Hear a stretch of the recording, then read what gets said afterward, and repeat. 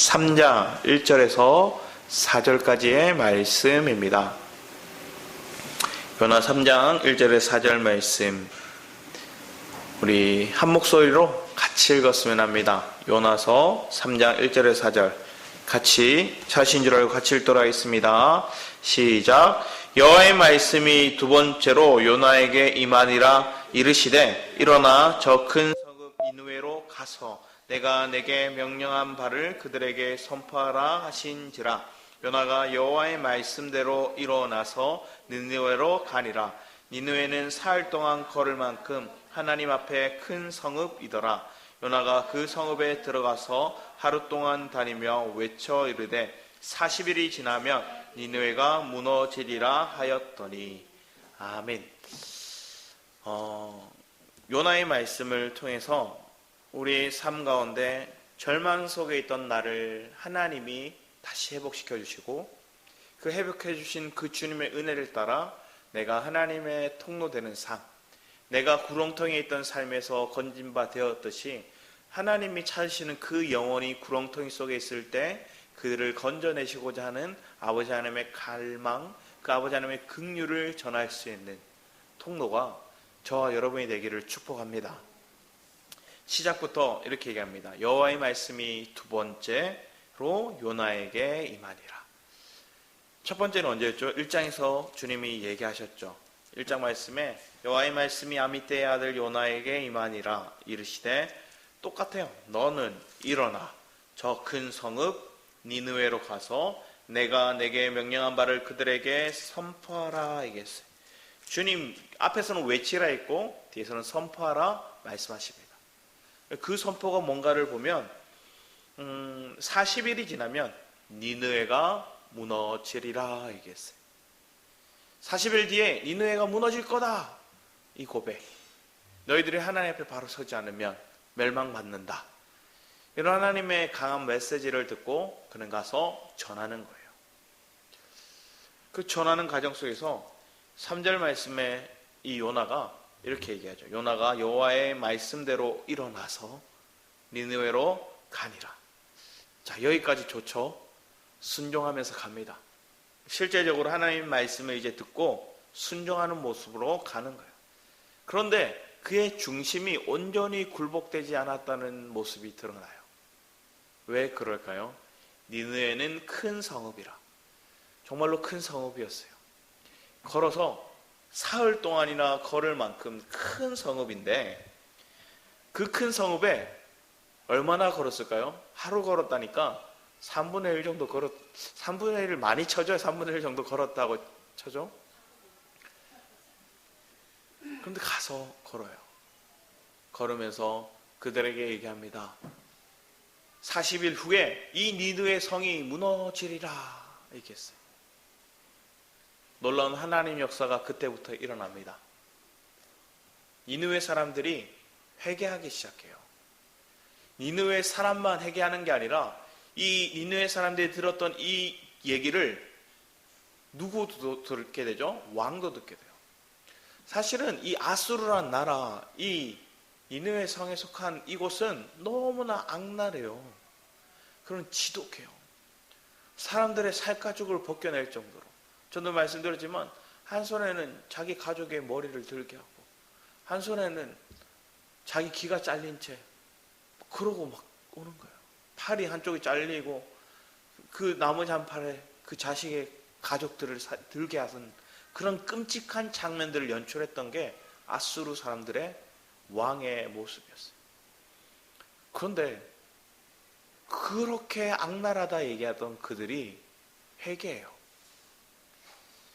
근데 그 시대 때 이 학자들은 그렇게 얘기해요. 천재지변이 일어났든지 주변에 기근이 일어났든지 어떠한 징조들을 그들이 느꼈을 거다 이렇게 얘기하는 거예요. 그런데 이런 징조는 그때만 있나요? 지금도 있어요. 사실은 지금 더 명확하게 얘기해요. 매일 뉴스로 알려줘요. 시대가 어떤지, 지금 현상이 어떠한 현상이 일어나고 있는지, 그리고 과거에 뭐 영상을 보면 몇십 년 전에 예언했던 그 일들이 우리 땅에도 일어나고 있고 현실에 일어나고 있는 장면들을 또 얘기하고 있어요. 그러면 하나님은 먼저 선지자를 보내세요. 선지자를 보내서 우리를 깨닫게 하는 거예요. 근데 요나서는 조금 뭐라고 해야 될까요? 성의가 없어 보여요. 왜 그러냐? 다른 어떤 선지서들에 보면 이방인들에 대해서도 회개를 촉구할 때는 무슨 죄를 지었고 뭐 어떻게 해라는 것들을 분명하게 얘기를 해요. 그런데 그들은 분명하게 얘기했지만 안 들었어요. 그런데 요나가 이게 방법인지도 모르겠어요. 대충 잘해요. 막 열정적으로 할 때는 막 구체적으로 다 가르칠 때는 안 깨닫다가 대충 얘기하니까 경각심을 느끼고 막 깨달아요. 성목사님이 그런 얘기를 하시더라고요. 마산에서 열심히 최선을 다해 뭐 이것저것 다 해요. 사명자 훈련, 뭐 헌신자 훈련, 뭐 여러 가지 훈련을 통해서 또 매일 집중적으로 또 훈련을 통해서 시험을 치기도 하고 막 했지만 그렇게 마음이 확 잡힌 사람들이 없는 걸 봐요. 근데 오늘 요나의 역사는 참 놀라워요. 몇 마디 안 했는데 놀라운 역사가 일어나요. 그 뒤에 말씀을 보면 이렇게 적혔죠. 요나가 그 성읍에 들어가서 하루 동안 다니며 외쳐 이르되 40일이 지나면 니느웨가 무너지리라 하였더니 니느웨 사람들이 하나님을 믿고 바로 하나님을 믿었대요. 이런 악랄하다고 생각했던 그들이 요나의 말 한마디에 너희들이 40일 뒤에 멸망할 거야. 그 말 들었는데 하나님 믿어. 내가 우리 하나님 믿어야 돼. 그걸로 끝나지 않죠. 뭐래요? 금식을 해요. 하나님을 믿고 금식을 선포하고 왕이 시킨 거 아니에요. 지금 왕이 명령을 내린 게 아니에요. 내가 믿는 하나님을 너희들은 존경해야 되고 그분을 신뢰하고 그분을 높여드려 경외해야 되니까 지금부터 금식이야. 며칠 동안 금식하는 거야. 이렇게 시킨 게 아니에요. 자원하는 마음으로 금식해요. 그들의 죄를 다 토해놓는 거예요. 그냥 금식할까요? 금식은 뭐 하는 거예요? 육의 금식은 금식이고 영적인 금식은 내 속에 있는 육을 십자가에 넘기는 작업이죠. 내 안에 온전치 않은 것들을 다 더러웠던 것들을 예수의 피로 씻는 거죠. 그런 정결한 작업을 하기 위해서 금식을 하는 거예요. 왜? 육적인 것들을 더 이상 육의 생각에 잡혀있던 것들을 다 내려놓고 잠잠히 하나님 앞에 가장 낮은 모습으로 엎드리고 내 육의 양식에 육의 즐거움을 끊는 거거든요. 그래서 어떤 제가 아는 목회자는 그런 얘기를 하더라고요. 자기는 밥 굽는 거는 아무렇지도 않대요. 일주일 뭐 굶어도 별로 그렇지 않대요. 그래서 뭐 고난주간이 되면 자기는 밥 굽는 거 안 하고 자기가 제일 힘들어하는 걸 한대요. 그래서 뭘 힘들어하느냐 했더니 핸드폰이랑 컴퓨터 하는 거예요. 그래서 그걸 안 한대요. 어떻게 보면 행위적인 관점이지만 그 마음의 중심에서는 뭘 하는 걸까요? 내가 가장 힘겨워하는 거, 내 육이 가장 즐거워하는 거, 내 육적으로 버티기 힘들어하는 거, 이걸 끊으면 힘들어하는 것들을 내려놓는 작업들. 근데 그걸 자원해서 해요. 자원해서 하는데 금식을 선포하고 높고 낮은 자를 막론하고, 그러니까 뭐 종이든 아니면 지위가 높은 사람이든 막론하고 모든 사람이 같이 하는 거예요. 이렇게 이 민족이 대통합 운동을 하는 것 같아요. 복음이 들어오고 그 복음의 역사가 우리의 10년 가운데 뜨겁게 만들면 나라가 하나가 되게 만들어요. 평양 대부흥 운동도 그렇게 시작되잖아요. 근데 그 평양 대부흥 운동이 시작되는 과정 속에서 한 선교사님이 이 땅에 와서 복음을 전해요. 하디 선교사님이에요. 1903년도에 복음을 증거하는데 자신의 죄를 토해놔요. 뭘 토해놨냐면 자기는 서양인이고 백인이고 공부를 많이 했고 그래서 조선에 와서 보니 이 조선의 사람들은 미개해 보이고 얼굴도 하얗지도 않고 더러워 보이고 배운 것도 없어 보이고 가난하고 그들을 은근히 무시했대요. 그래서 그 목사님이 그 선교사님이 그걸 토해놓는 거예요.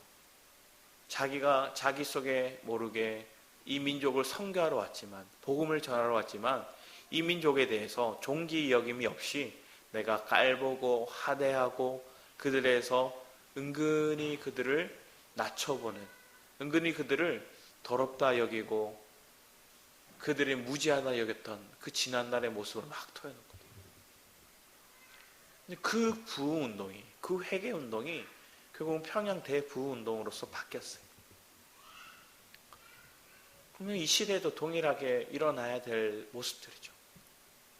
우리가 내 속에 잠재되어 있던 아무도 모르는 이 가운데 내가 행하고 있던 내 거짓된 모습들, 그리고 겉으로는 내가 포장되게 거룩하게 또 예의 바르게 누군가를 환대하고 그들에게 존중받는 모습으로 말을 하지만 내 속에서 은근히 그들을 판단하고 정죄하고 그들에 대해서 미워했던 지난날의 모습들이 있다면 그 하나님 앞에 토해놔야 될 일이죠. 저는 예전에 마산순복음교회, 엘베델교회 마산순복음교회 있잖아요. 마산순복음교회가 한 달에 한 번씩 저기 고성에 한 집사님이 사시는 곳인데 폐교를 그냥 받아다가 자기가 사시는 거예요. 그래서 뭐 많은 동물도 키우시고 그렇게 수련의 장소 같이 이렇게 쓰셨어요. 거기에 가서 이 말씀 훈련을 이렇게 한다고 하는 거예요. 교회 온 지 얼마 안 됐을 때요. 군대 제대하고 얼마 안 됐을 때 2004년도였던 걸로 기억해요. 2004년 부천에 오신 4월 초 8일 날 아직도 기억나네요. 거기 부흥회를 한다고 가자는 거예요. 목사님도 뭐 광고를 하셨고 주변의 사람들이 계속 청년들이 계속 저에게 얘기를 하는 거예요. 근데 그때 제가 뭐가 무서웠을까요? 제 속에 있는 죄가 거기 가면 다 드러날 것 같은 거예요. 이분들이 너무 신령해가지고 막 기도하다 보면 내 속에 있는 게 다 드러나고 내가 숨기고 싶은 것들도 있는데 거기 수련에 따라갔다가는 내가 뭔가 다 까발려질 것, 벌거벗은 임금님처럼 내가 다 까발릴 것 같은 모습이 그 두려움이 마음 가운데 계속 오는 거예요. 사단이 주는 생각이죠. 그런데 한편에서는 가고 싶은 거예요. 그래서 어떤 마음이 이겼을까요? 가고 싶은 마음이 이겼어요. 그래서 갔어요. 갔는데 어디 도망갈까봐 저를 차에 태워도 맨 뒷좌석 가운데 딱 앉히더라고요. 양쪽으로 탁 들어가고 가운데 딱 앉히더라고요. 도착해서 말씀을 전해주시고 기도를 이렇게 하는데 그때까지 제가 방언 기도를 잠시 많이 쉬고 있었거든요. 고등학교 때 하나님 앞에 받고 싶은 마음이 있어서 기도원에 가서 이렇게 받게 된 다음에 수련회 갔다가 친구들이 받는데 저만 안 받으니까 뭔가 샘나는 거예요. 뭔가 뒤처진 것 같고 그렇게 신앙생활 열심히 하지도 않았는데 저 사람 받고 나는 안 받으니까 뭔가 샘이 나는 거예요. 그런데 기도원에서 같이 이렇게 특별히 그날 이렇게 하나님의 은사를 같이 누리는 시간들 됩시다 하고 특별히 그런 시간을 가졌거든요. 저도 막 그때 가서 마음에 갈망이 있으니까 그때 방언기도를 받았어요. 집에 와서도 막 방언기도 했어요. 한동안 하다가 제가 원래는 고신교단에 있다 보니까 고신교단에는 방언기도 하면 나가라 그래요. 그때 당시에는 그랬어요. 예전에 새벽기도를 갔는데 뒤에서 크게 방언기도 하는 한 성도님이 있었거든요. 목사님이 이렇게 전도사님 째려보는 거예요. 전도사님이 바로 이렇게 그분 데리고 나가시더라고요. 그러면서 얘기를 하는 걸 옆에 들었어요. 방언기도는 골방에서 혼자 하셔야죠. 지금은 같이 경건하게 그렇게 시끄럽게 기도하시면 안 됩니다 하고 쫓아내더라고요. 그분 얼마 있다 안 오시더라고요. 그럼 그 방언기도 안 했어요. 안 하고 한참 지나다가 군대를 갔다 오고 나니까 당연히 못하죠. 그러고 난 다음에 지금 엘베델 교회 왔는데 그때 특별히 밤마다 제가 말씀을 훈련을 들으러 저녁에는 왔지만 방언기도를 다들 막 하시거든요. 그러니까 목사님 말씀 전하 2시간, 그때는 2시간 말씀 전하시고 1시간 기도하고 이렇게 가는 시간들이었어요. 1시간 넘게 기도하는데 거의 다 막 방언기도 하시는데 그냥 혼자 기도하다가 왔었거든요. 근데 다시금 거기서 기도하는데 방언 기도를 하게 되고, 그때 하나님 막 또 기도하는데 주님이 마음에 이렇게 주셨어요. 뭐였냐면 하나님이 오른손을 들어서 제 머리를 이렇게 얹는 거예요. 그러니까 누가 시킨 게 아니라 기도하는데 제가 이렇게 얹더라고요. 그러면서 제 마음은 하나님이 마음에 확신을 주는 게 하나님이 나를 이렇게 안수하는 거다, 기름 붓는 거다, 이런 마음을 주시더라고요. 그 마음이 막 오니까 자존감이 그때 회복되더라고요.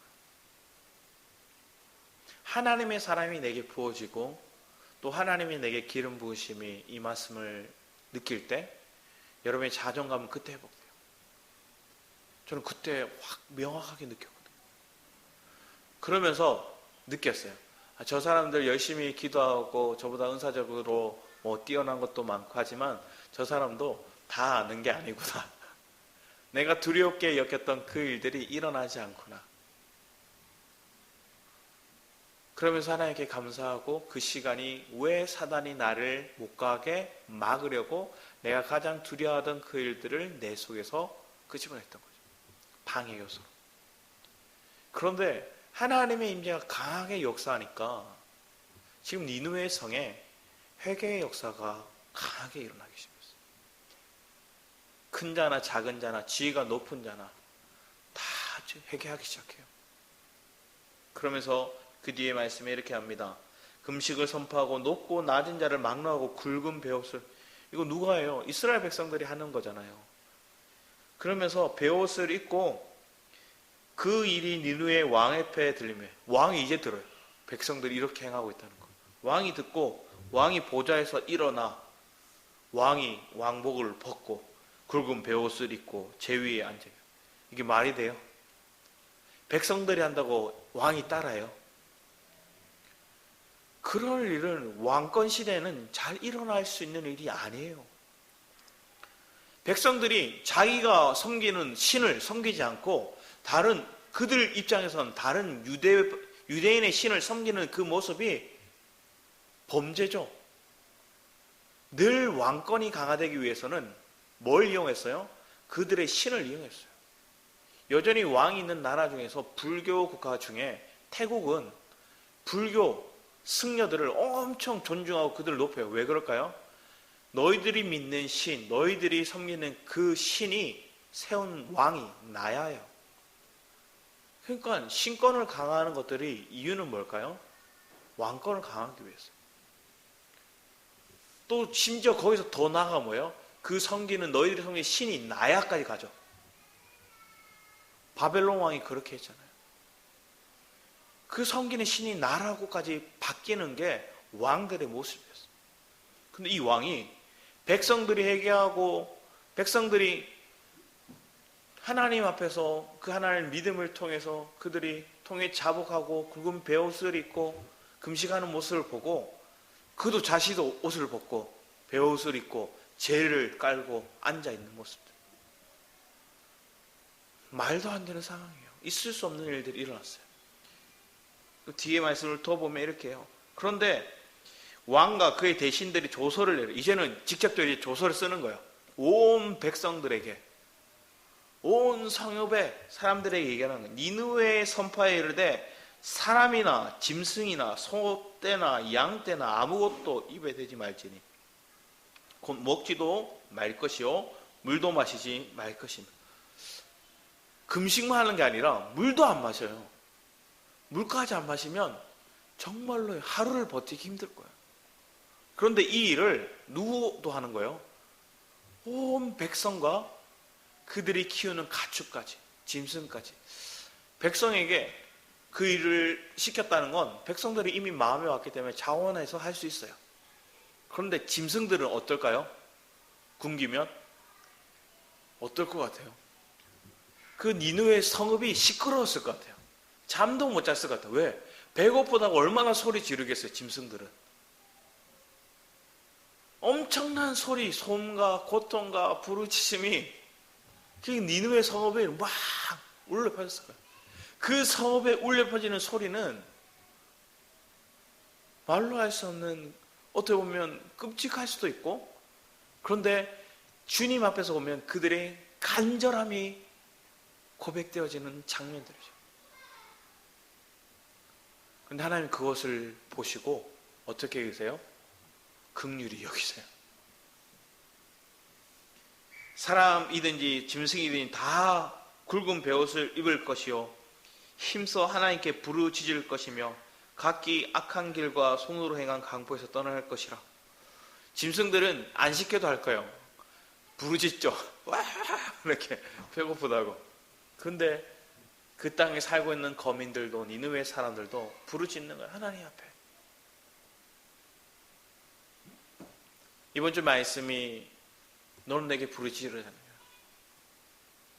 네가 알지 못한 크고 비밀한 일, 그 은밀한 일을 내게 보이라 얘기하셨어요. 그분이 누구예요?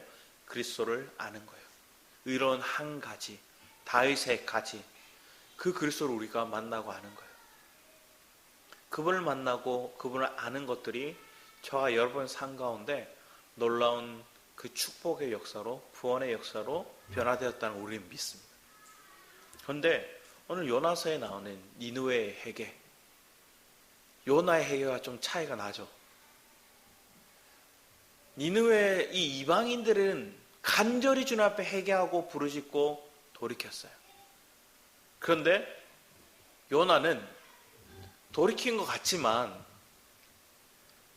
불순종해서 순종을 하는 것처럼 보이지만 형식적인 순종이었어요. 왜 그럴까요? 아직 마음이 아버지의 마음을 다 아는 게 아닌 거예요. 아버지의 마음에 온전히 사로잡힌 바 되지 못한 모습을 보이고 있어요. 진정한 회개가 있다, 진정한 하나님 앞에 부르짖음이 있다는 것들은 지금 니느웨 성읍의 모습들을 통해서 보여주고 있어요.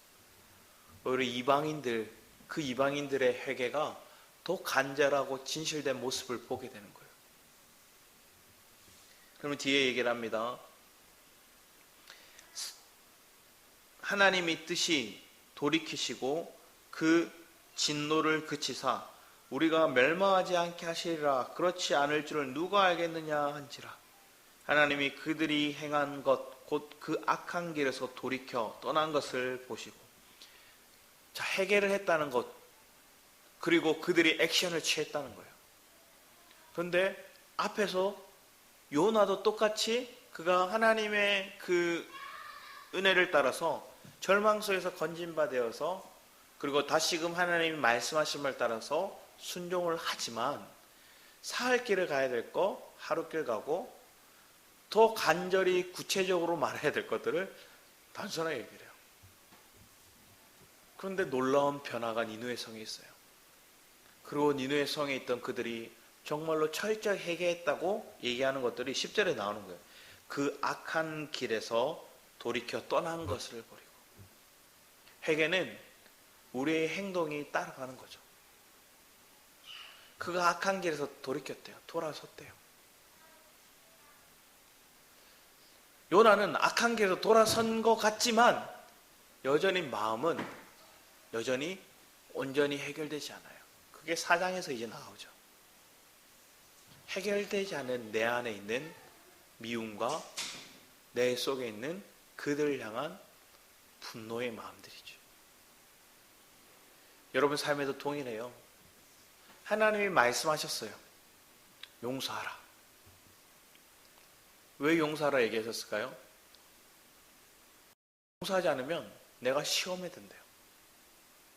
우리 고린도후서 2장 말씀이 그 말씀을 얘기를 하고 있어요. 고린도후서 2장 말씀 한번 볼까요?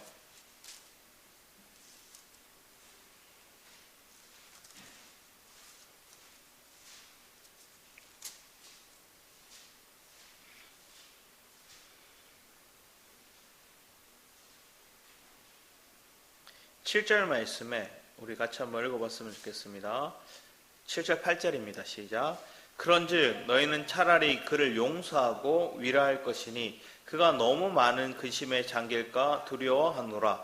그러므로 너희를 권하노니 사랑을 그들에게 나타내라. 왜? 내가 용서하지 않으면 여러분이 내가 근심에 빠진대요. 이 단어 원어적인 언어 속에 보면 결국은 염려의 차원 속에서 더 나아가서 내 마음이 찢어지고 무너지는 장면들을 보는 거예요. 자, 여러분은 주님의 말씀이 내게 임했을 때 용서하라 하니까 이분은 얘기해요. 용서를 하는 거야. 그 사람을 화해를 해래요. 가서 내가 먼저 손을 내밀었어요. 말로 다 하고 다 했는데 속으로 여전히 불편해요. 그리고 그때만 용서하고 그 다음부터 뭐 할까요? 조금 나은 사람은 내가 불편한 마음이 있으니까 말을 안 걸어요. 대화를 안 해요. 뭔가 같이 해야 될 일이 있으면 빠져요. 같이 한마디로 말하면 내가 오히려 다툼이 생길까 내가 피한다 생각하고 내가 나쁜 말로 말하면 상종을 안 하는 거예요. 근데 그거는 진정한 회개가 아니죠. 진정한 용서가 아니죠. 진정한 화목을 이루는 것들이 아니에요. 하나님이 내게 보여주셔야 돼요. 하나님이 내 마음을 주장해 주셔야 돼요. 그래서 정말로 저 사람이 얼마나 존귀한 사람이고 저 사람과 연합을 얼마나 기뻐하시는지를 내가 알아야죠. 그걸 알 수 있는 믿음의 눈이 열리는 저와 여러분이 되기를 축복합니다. 그게 안 열리면 요나 같이 행동해요. 한 발은 순종하는 것처럼 느껴지고 한 발은 뭐 하고 있어요? 가기 싫으니까 100% 헌신이 아니라 30%, 20% 그렇게만 쏟는 거예요. 그런데 놀라운 거 그렇게 쏟았는데 하나님이 역사하시는 거예요. 왜? 하나님의 마음이 그들을 향해 돌이키고자 하는 마음이 있었기 때문에. 그래서 돌이킨 게 이방인이고 그래서 은혜를 받은 게 저와 여러분이에요. 그런 은혜를 내가 누리고 있다면 내가 어떤 사람을 용서 못할 사람이 있겠어요? 우리는 다 용서해야 돼요. 그리고 그들을 축복하면서 그들의 삶 가운데 그들이 지금 마음이 혹시나 꺼려하고 불편한다면 기다려주는 거예요. 얼마든지 기다려주는 거예요. 그리고 말하는 거예요. 저를 향해 축복을 해주는 거예요. 우리 말씀을 보면 창세기 19장 말씀을 볼까요? 창세기 19장 오늘 장면과 비슷한 장면이 나옵니다. 창세기 19장 말씀에 보면 여러분이 한번 읽어주셨으면 합니다. 창세기 19장 12절에 14절 여러분 창세기 19장 12절에 14절 같이 한번 읽어주셨으면 합니다. 시작.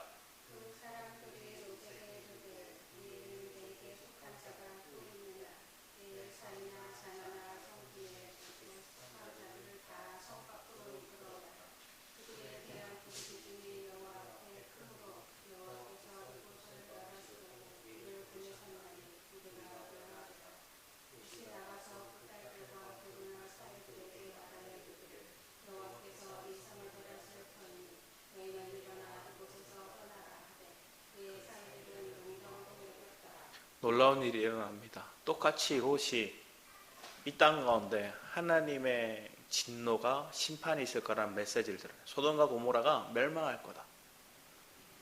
그런데 그 이전에 누구의 기도가 있었죠? 아브라함의 기도가 있어요. 하나님, 이 소돔과 고모라 멸하는데 저들 중에서 의인들이 있으면 그 사람이 계속 딜하잖아요. 10명까지 낮췄어요. 아브라함이 생각할 때 롯 가족과 몇 명 좀 더 하면 10명쯤 채워지겠지 생각했는지도 모르겠어요. 그런데 10명이 없죠. 그 증거가 롯의 가족들 그들의 사회의 모습들만 봐도 알아요. 멸망한다 얘기하니까 사회가 뭐래요? 장인어른이 농담을 하고 있네?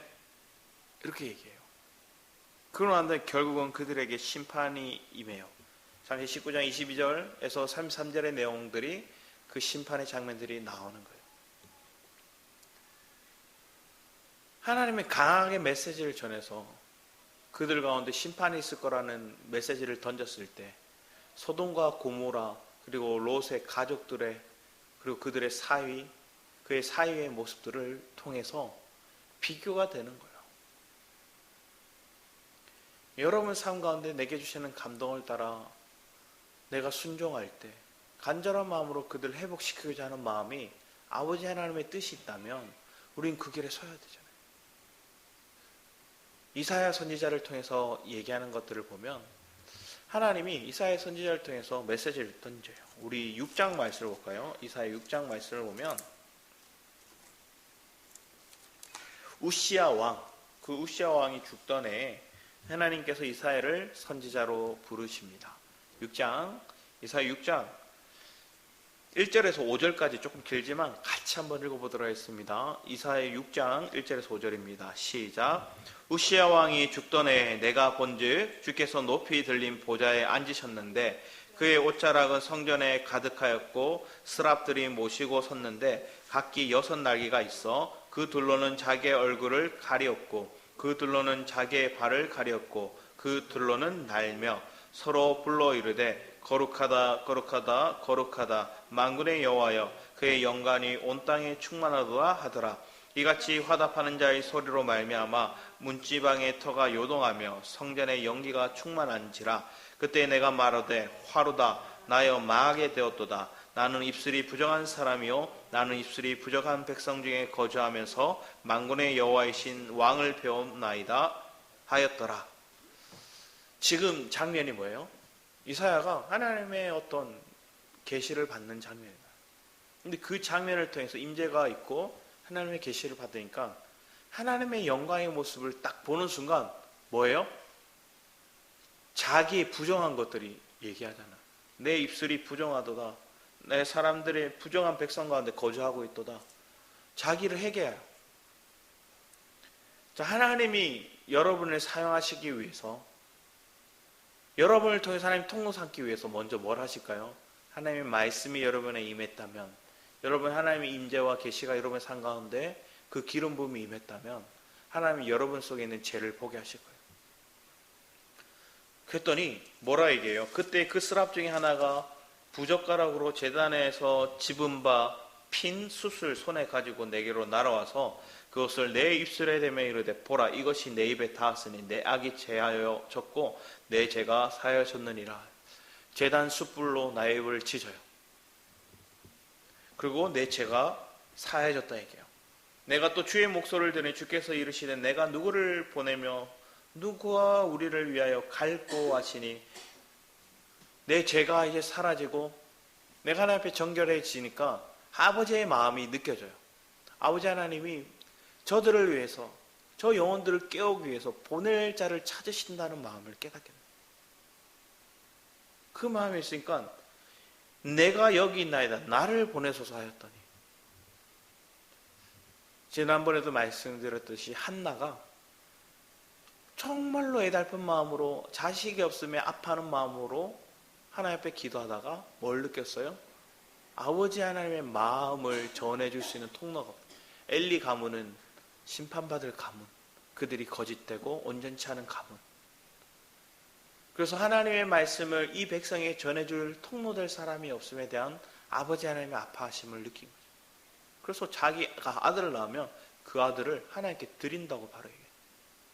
그게 아버지의 마음을 아는 자의 모습이죠. 오늘 동일하게 이사야도 아버지 하나님의 마음을 아니까 즉각적으로 반응해요. 주님 나를 보내소서. 여호와께서 이르시되 가서 이 백성에게 이르기를 너희가 듣기로 들어도 깨닫지 못할 것이요 보기는 보아도 알지 못하리라 하여 이 백성의 마음을 둔하게 하며 그들의 귀가 막히고 그들의 눈이 감기게 하라. 뭐죠? 하나님 보내리라 했는데 그들이 기가 막히고 또 마음이 둔해지고 전에도 못 알아들을 거라 하나님 얘기하시는 거예요. 그들이 눈으로 보고 귀로 듣고 마음으로 깨닫고 다시 돌아와 고침을 받을까 하노라 하시기로 내가 이르되 주여 어느 때까지이니까 하나님 언제까지 그렇게 더디게 무디게 하실 겁니까? 물어요. 주께서 대답하시되 성읍들은 황폐하여 주민이 없으며 가옥들에는 사람이 없고 이 토지는 황폐하게 되며 결국 바벨론의 심판이 있은 후에 그 일을 하시리라 해요. 여호와께서 사람들을 멀리 옮기셔서 이 땅 가운데 황폐한 곳을 많을 때까지니라. 그 중에 10분의 1이 아직 남아있을지라도 이것도 황폐하게 될 것이나 밤나무와 상수리나무가 뱀을 당하여도 그 그루터기는 남아 있는 것 같이 거룩한 씨가 이 땅에 그루터기니라 하시더라. 하나님 얘기하는 거예요. 남은 자, 그루터기. 내가 황폐해졌고 다 끝난 것처럼 보였지만 하나님은 남겨두신다는 거예요. 그 그루터기를 통해서 뭐 하시겠어요? 다시 회복해 하실 거다 하는 말씀, 다시 돌아오게 할 거다 말씀하시는 거예요. 여러분 삶에도 지금 하나님이 그루터기만 남아있는 상황일 수도 있어요. 다 황폐해졌어. 여러분의 물질도, 여러분의 주변의 사람도, 여러분이 가지고 있는 재능을 꽃피울 수 있는 그 모습들도 다 황폐해졌어요. 그런데 그루터기만 남아있어요.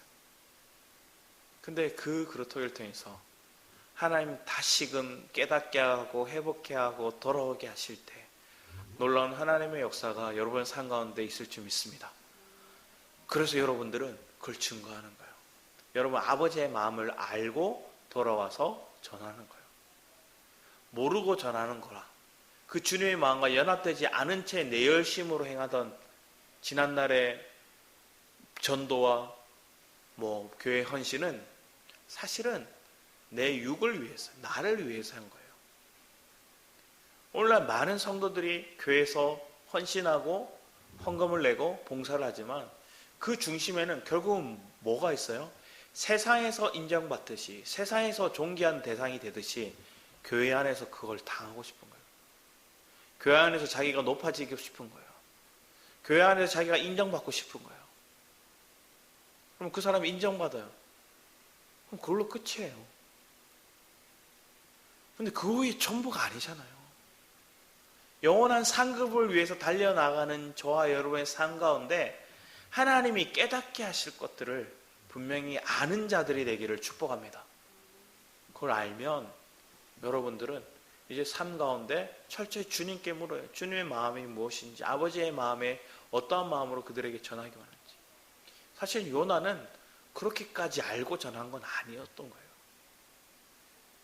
오히려 하나님의 임재가 니느웨에게 있으니까 니느웨 사람들이 하나님을 믿고 그들이 굵은 베옷을 입고 금식을 하면서 하나님께 부르짖었던 거예요. 그런 모습이 백성들에게 있었어요. 이방인들에게 있었어요. 그걸 보고 요나가 깨달아야죠.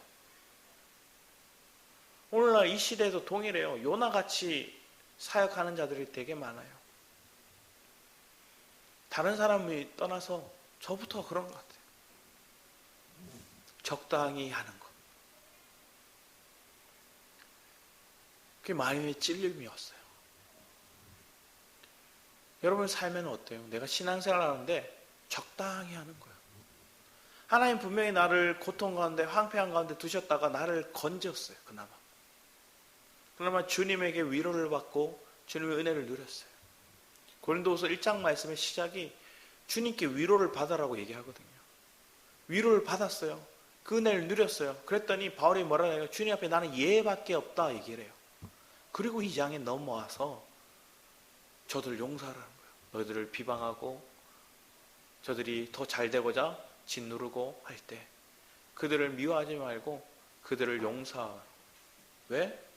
네가 근심하지 않도록. 그리고 더 나아가서 용서를 하면서 네가 받은 그 위로를 그들에게 전하라. 그들에게 사랑을 흘러내라 얘기하셨던 거예요. 동일하게 오늘 우리에게도 하나님께서 그 말씀을 주시는 줄 압니다. 그럼 그 마음이 나를 뜨겁게 하면 미워할 대상이 없고 누군가에 대해서 적대시할 모습이 없는 거예요.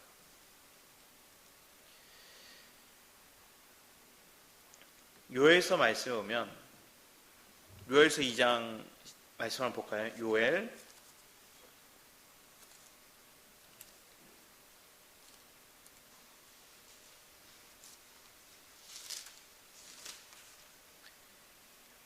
2장 저희들 12절에서 14절 말씀을 같이 한번 보기 원합니다.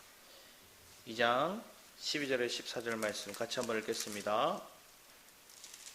시작. 여호와의 말씀에 너희는 이제라도 금식하고 울며 애통하고 마음을 다하여 내게로 돌아오라 하셨나니 너희는 옷을 찢지 말고 마음을 찢고 너희 하나님 여호와께로 돌아올지다.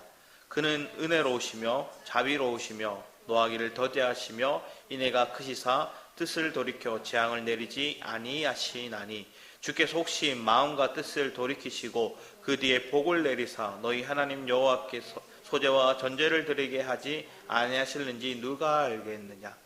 주님도 긍휼을, 용서를, 오래 참으심을 주시기 원하는 거예요. 그 장면을 사실은 니느웨 사람들한테 먼저 보여주셨던 거예요.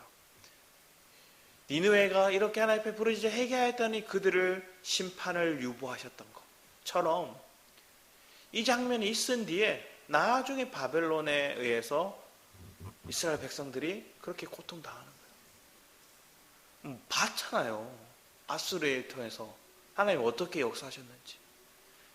요나가 이런 메시지를 백성들에게 전하고 그들에게 흘러내는 것들이 마땅했던 거예요. 그러면 이 오늘 장면이 니느웨 사람들이 회개의 역사가 일어났던 장면들은 누구를 하나님께 사실은 또 깨우기 원하는 거예요. 유대인들을 깨우기 원하시는 것들이고 오늘날은 저와 여러분들을 깨우기 원하시는 거예요. 저 끔찍하고 악랄하던 저 아수르도 하나님을 부르짖고 하나님 앞에 간절히 그런 애통한 마음을 토해놓으니까 하나님이 그들을 심판해서 건져내셨다. 하나님 예레미야 말씀에 하나님의 막아서는 한 사람의 의인을 찾으신다 이게. 그 의인이 저와 여러분 되기를 원합니다. 점점 국제 정세가 나빠지기 시작했어요. 유가도 올라가고 곡물 가격도 올라가기 시작하고 다른 설탕이라든지 뭐 안 오르는 게 없어요.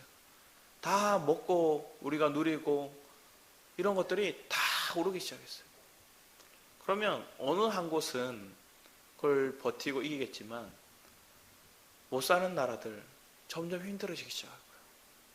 그런데 우리가 알고 있는 못 사는 나라 중에 하나가 저 북쪽에 있잖아요. 그들이 굶게 되고 궁핍해지고 압박이 오기 시작해요. 그들이 교류하던 나라들이 계속 전쟁을 일으키고 문제를 일으켜요. 러시아도 전쟁 중에 있고 중국도 일촉즉발의 대만과의 전쟁을 언제 할지도 몰라요. 계속 준비하고 있는 것처럼 보여요. 왜냐하면 군사를 계속 늘리고 있거든요. 지금 이스라엘과 하마스의 전쟁, 이 전쟁이 점점 곳곳에서 일어나고 있어요.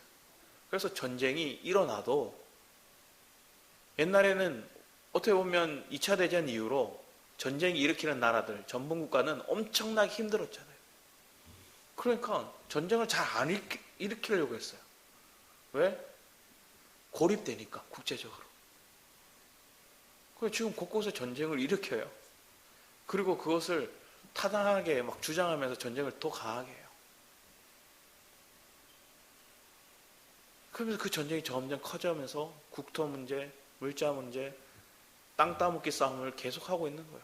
러시아도 이스라엘도 사실은 그들 땅 따먹기 싸움하고 있는 거예요.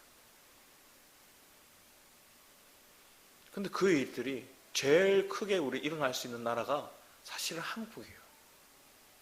그런데 지금까지 버티고 있는 건 하나님께서 지키시는 거죠.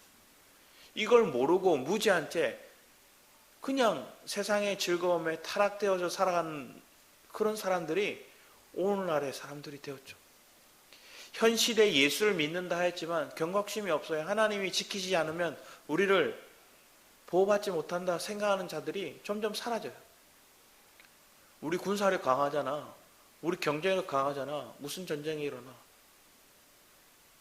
지금 편하잖아. 뭐 지금 시대 무슨 전쟁 얘기를 해.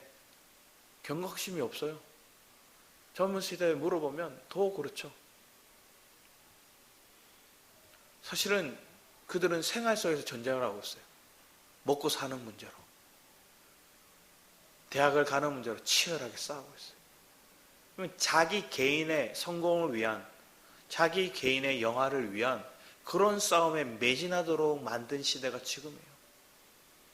민족을 생각하고 나라를 생각하는 그 시대는 점점 이제는 사라졌어요. 희생이란 단어를 강요해서는 그 사람들이 부정당해요. 회사에서도 희생을 요구하면 꼰대라 얘기해요. 시대착오적인 얘기를 한다 얘기해요. 그런데 하나님 우리의 마음 안에 주시면 기꺼이 나를 하나의 미랄이 되어서 나를 희생해서라도 많은 영혼들을 살릴 수 있다면 기꺼이 나를 드리죠. 그런데 여러분의 삶이 지금 교회도 그래요. 세상이 그러니까 세상을 변화시켜야 할 교회가 세상에 물들어가요. 조금만 교회에서 부담을 느끼면 떠나요. 제가 아는 교회도 교회 목사님이 건축을 하겠습니다 선포를 했대요. 그랬더니 몇 주 뒤에 성도들의 그 열 몇 명이 나가버리더래요.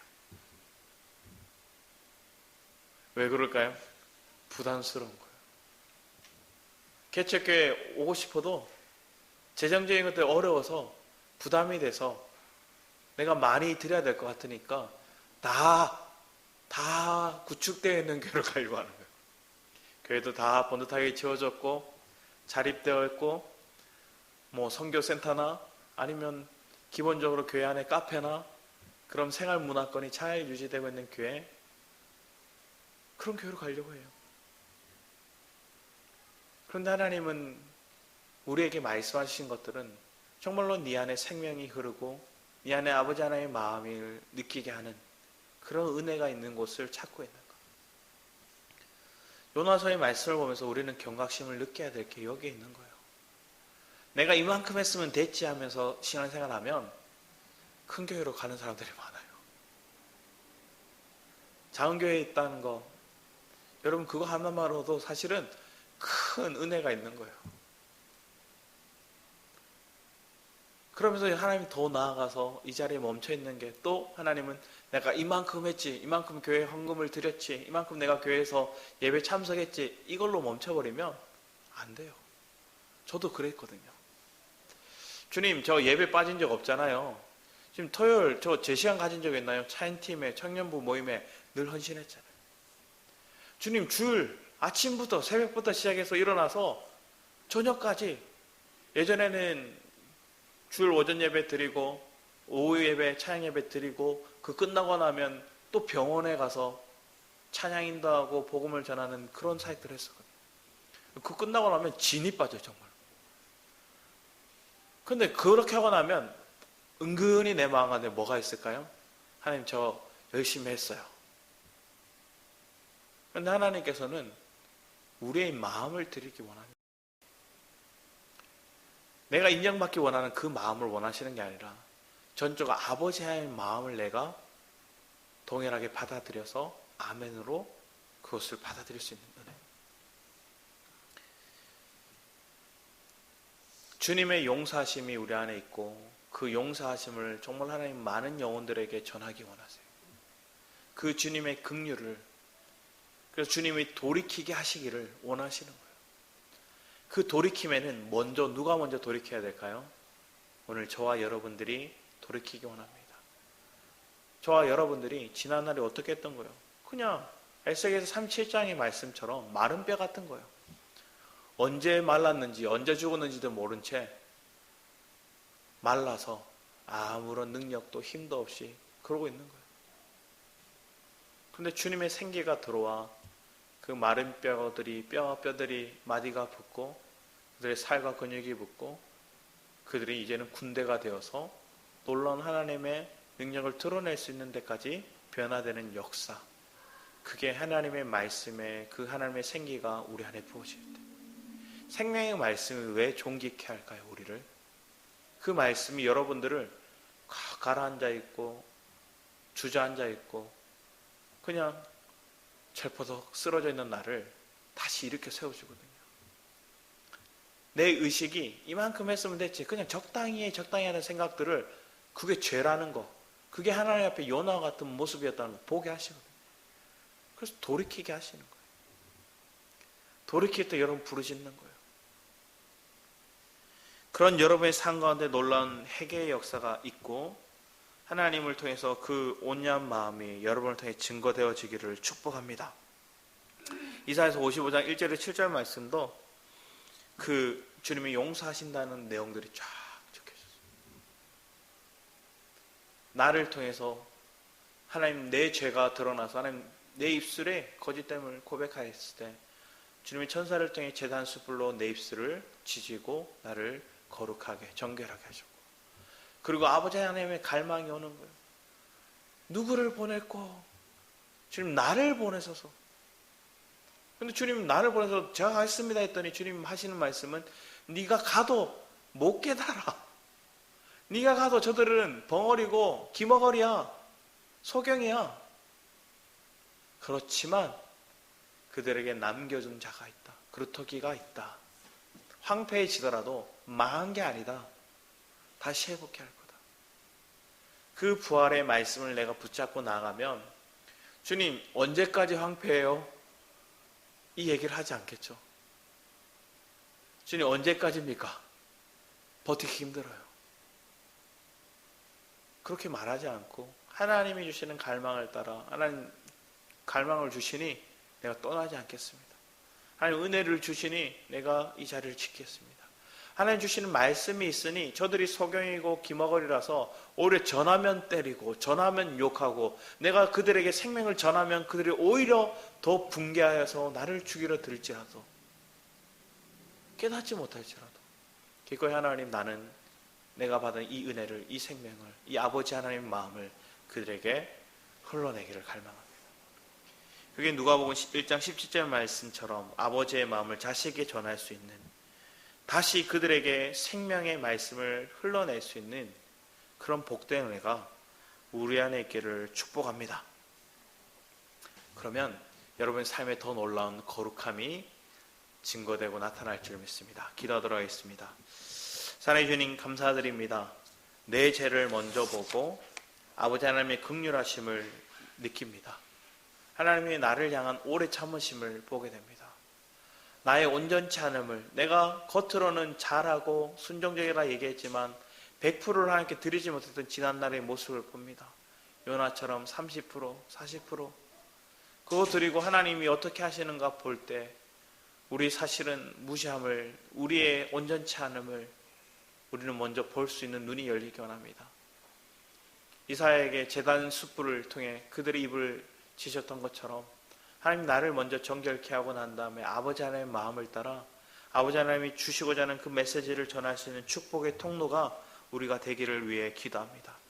그런 은혜 가운데 날마다 주와 함께 동행하는 우리 한 사람 한 사람 되도록 주님 주장하시고 기름 부으시고 역사해 주셔서 감사드렸고 주 예수 그리스도의 이름으로 기도드렸습니다. 아멘. 이 시간 우리 주님은 절대 포기하지 않으시죠라는 찬양 부르시며 준비하신 예물 드리기 원합니다.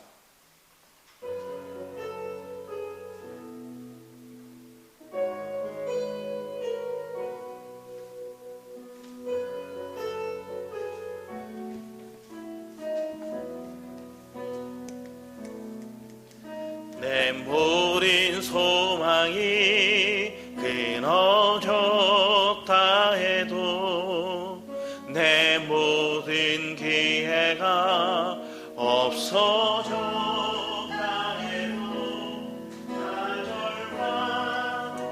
절망이 나의 앞에서 나를 기다린다 해도 내 모든 소망이 좋다 해도 내 모든 계획이 무너졌다 해도 슬픔과 고통이 나의 앞에서 나를 기다린다 해도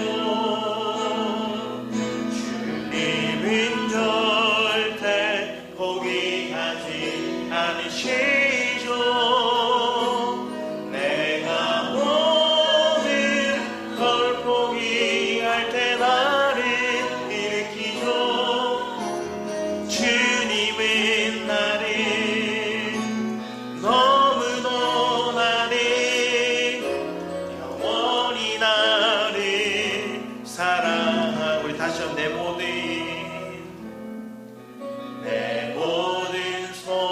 희망이 끊어졌다 해도 내 모든 기회가 없어졌다 해도 좌절과 절망이 나의 앞에서 나를 기다린다 해도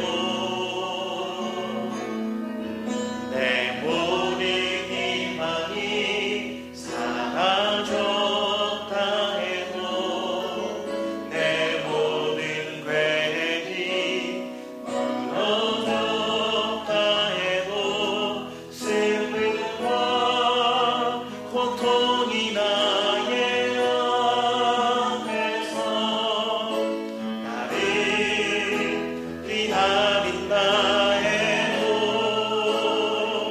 주님은 절대 포기하지 않으시죠. 내가 모든 걸 포기할 때 나를 일으키죠. 주님은 나를 너무도 나를 영원히 나를 사랑 주님은 절대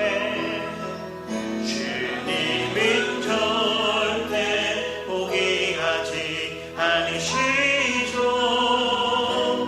내가 모든 걸 포기할 때 나를 일으키죠. 주님은 나를 너무도 나를 영원히 나를 우리 다시 한번 주님은 절대 포기하지 않으시죠. 내가 모든 걸 포기할 때 나를 일으키죠. 주님은 나를 너무도 나를 영원히 나를 사랑하죠. 영원히 나를 사랑하죠. 아멘. 여러분 삶 가운데 주님이 함께하고 있음을 우리가 믿는 분들 되었으면 합니다.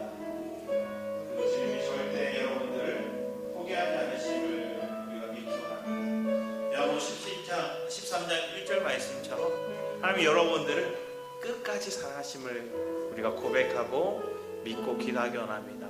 이 시간 합심하여서 들은 말씀을 생각해서 다시금 아버지 하나님 내 마음에 하나님이 뜨겁게 하시는 은혜가 있기 원하고 아버지 하나님의 마음을 따라 진정한 회개와 아버지 하나님 부르심과 그 가정을 통해서 하나님은 내게 주시는 그 은혜를 통해 내가 더 많은 이들에게 주님의 그 긍휼의 마음을 생명을 전하기 원합니다 하고 우리 주를 차고 기도하며 나아가겠습니다. 주여